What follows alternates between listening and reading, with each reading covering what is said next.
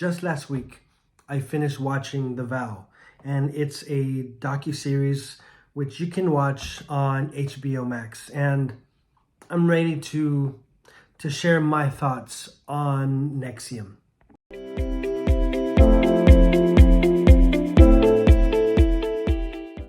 So I watched this docuseries actually probably a little bit over 1 week ago, maybe 10 days ago. But it has taken me this long to process my thoughts, to see how I feel, and now I want to share a bit of what I'm thinking.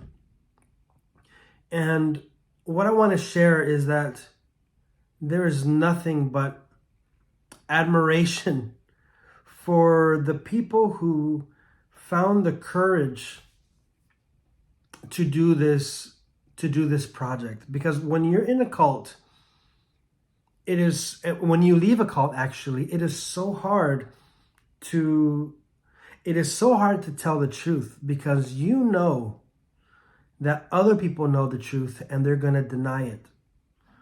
You know that your voice, they're going to try to silence it. You know that they're going to call you a liar, that they're going to call you jealous. You know. And in my case, I know, because I was there. I was there when in my own cult, in my experience, how they would talk crap about the ex-members. And sometimes I would see ex-members talking bad about other ex-members.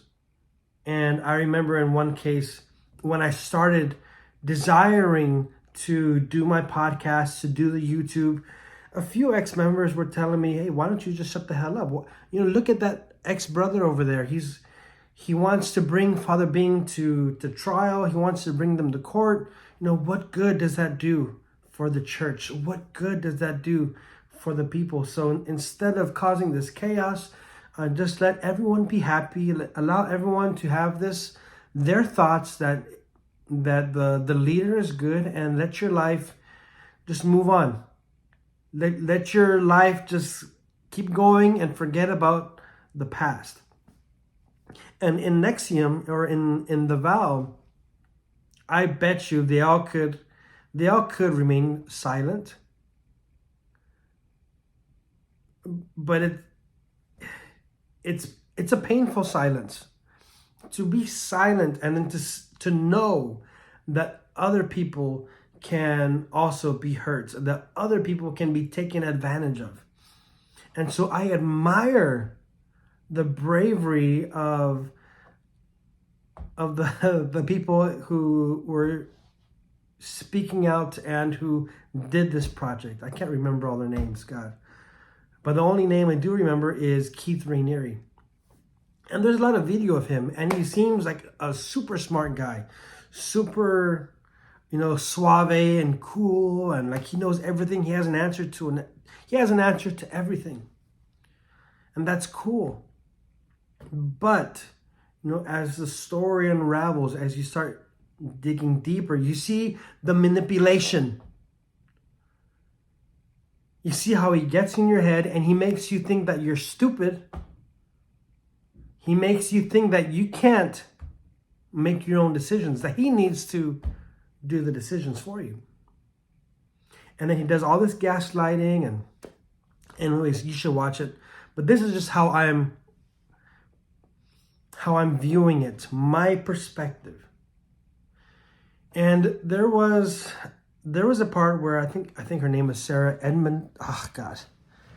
Well, one of the people who was speaking out, one of the women there, she was sharing about how, they kind of tricked her. They manipulated her into consenting to saying, yes, I want this. And then abuse happens. And I'm not going to say exactly what the abuse is. I think you can look it up, or I suggest you watch The Vow. And she shares how, I think it was on Facebook, where people were like, well, you're a grown woman and you knew what was happening, so it falls on you. Bullshit. Because you give yourself to these people whom you trust, and and I'm speaking from a survivor of another cult.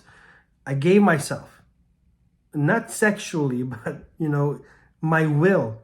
It's in their hands because I trust them, and they form this cloud around my mind that they're going to take care of me. But instead, there's all this punishment, all this abuse, and then when you complain, they say, well, you agreed to follow us, you agreed to obey. And yes, we do agree to obey, but not to these abuses. And so when a person wants to speak out, like, hey, look, all this abuse happened to me, all these bad things happened to me, they come up with this bullshit. Oh, but you agreed. Abuse should never be a part of spiritualism or it shouldn't be part of the story. Abuse. And the way they manipulated the members in DOS to become slaves, to surrender their minds, their wills, it's a terrible thing. And it's terrible that there are people who are defending those crimes, who are defending the manipulation, and who victim blame. And I'm kind of curious, why? Why you gotta blame the victim? Why you gotta be so angry with the victims of abuse? But to the one who's enabling the abuse, to the one who's brainwashing people or manipulating people, gaslighting people, you put them on a pedestal. It's very sick. But I'm going to end it there. I've just watched season 1. I'm taking a break, but I think I should start watching season 2. So wish me luck, because it's very heavy. And it's painful for me to watch, because it reminds me of not just the abuses that I went through, but the silence of the victims.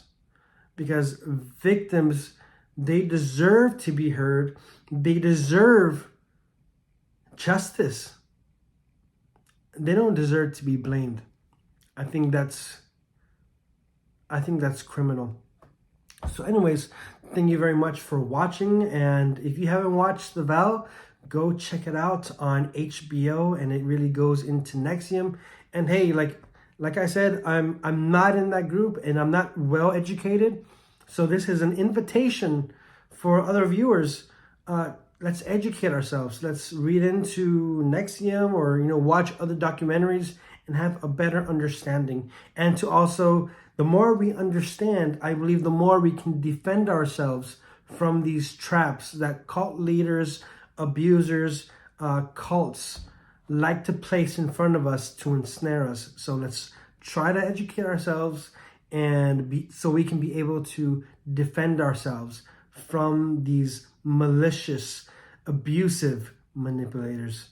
That's it for today. I'm Ryan Anthony Hernandez from the Truth That Heals podcast. Don't forget to like, subscribe, and have a good day. Peace out, y'all.